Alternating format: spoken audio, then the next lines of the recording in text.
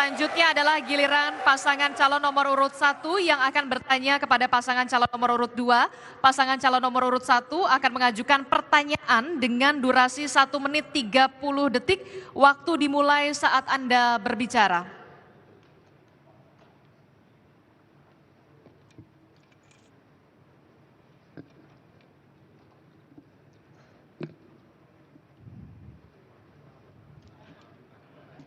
Kami persilakan.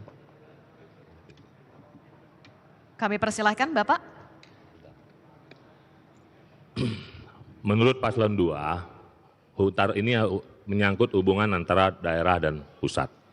Nah, jika Presiden selaku pemerintah pusat mengambil keputusan sebuah program kebijakan atau keputusan yang meminta saudara untuk melaksanakan, sementara ketua umum partai politik dari paslon 2 justru memintakan untuk menentangnya.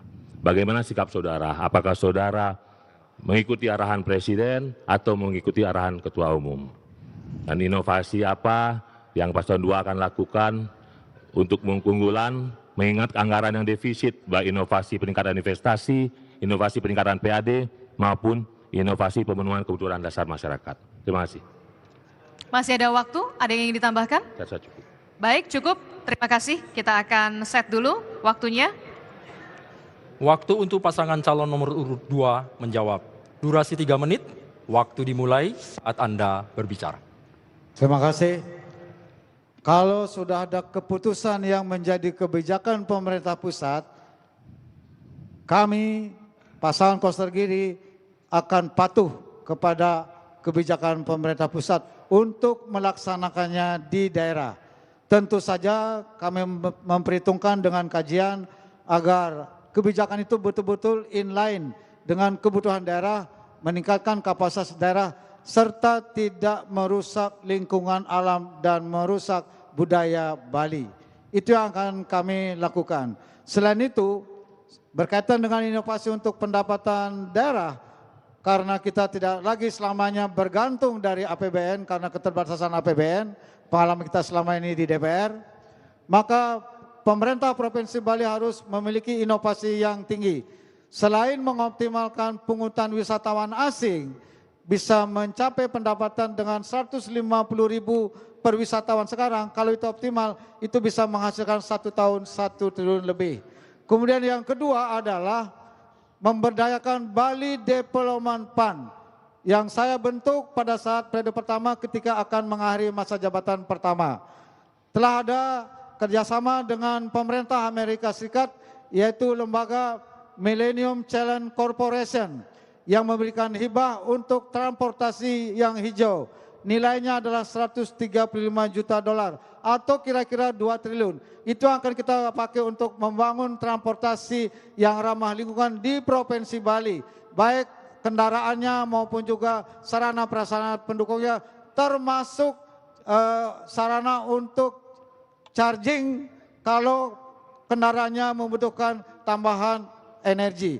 Ini akan kami lakukan di Bali agar di seluruh Bali, apalagi di daerah-daerah wisata, itu full menggunakan kendaraan yang ramah lingkungan. Termasuk juga penggunaan pembangkit tenaga listrik yang ramah lingkungan, PLTS, itu akan didanai dari hibah ini. Jadi itu kira-kira 2 triliun akan mendapatkan mulai 2025 sampai 2029. Sekarang ini sedang dikaji oleh pihak Millennium Challenge Corporation, studi kelayakannya untuk transportasi yang hijau ini. Kalau ini sudah, kita di Indonesia, Bali termasuk yang pertama mendapat prioritas, yaitu dari 5 provinsi yang ada di Indonesia. Ini saya kira inovasi untuk membangun Bali tidak saja secara konvensional mengandalkan dana dari APBD, tapi ada inovasi lain di luar dari APBD. Ini adalah satu-satunya provinsi yang diberikan oleh Kementerian Bappenas. Terima kasih. Masih ada waktu Bapak? Masih ada waktu Pak? Cukup? Cukup. Baik, kita reset timer. Baik, oke. Pasangan calon nomor urut 1 kami persilahkan untuk merespon durasi 1 menit 30 detik, waktu dimulai saat Anda berbicara. Terima kasih. Saya yakin itu hanya pernyataan yang faktanya saja dari paslon 2. Yang sebabnya di mana rekam jejak Paslon 2 menolak Piala Dunia U20 pada saat menjelang drawing Piala Dunia. Harap tenang. Harap tenang. Dan itu sebuah pembangkangan dan sebuah subordinasi. Dan di mana pada sebelumnya ada event internasional yang melibatkan Israel, yaitu IPU, itu tidak ada penolakan. Jadi kami olahraga dibawa ke politik, sebaiknya tidak elok ya. Sebagai pemerintah gubernur, sebagai pemerintah daerah, sebagai perwakilan pemerintah pusat, itu merupakan hal yang tidak baik untuk dicontoh. Karena itu bukan kewenangan kita. Kewenangan pemerintah pusat seperti keamanan, politik luar negeri, justisi, fiskal, dan lain-lain itu adalah kewenangan pusat, bukan kewenangan Provinsi Bali atau kewenangan gubernur. Dan itu hal yang perlu kita perbaiki ke depannya agar di mana Presiden, Gubernur, dan Kabupaten berkoordinasi dengan baik. Dan tentunya kelak kami diberi mandat oleh masyarakat, rakyat, kita akan libatkan semua masyarakat untuk membangun Bali ini bersama. Karena jika membangun bersama, pasti hasilnya lebih luar biasa. Terima kasih. Waktu Anda habis, terima kasih Bapak. Pasangan calon nomor urut 2, kami persilakan untuk menanggapi kembali. Durasi 1 menit 30 detik, waktu dimulai saat Anda berbicara. Terima kasih. Saya clearkan dulu yang pertama soal pengelolaan aset.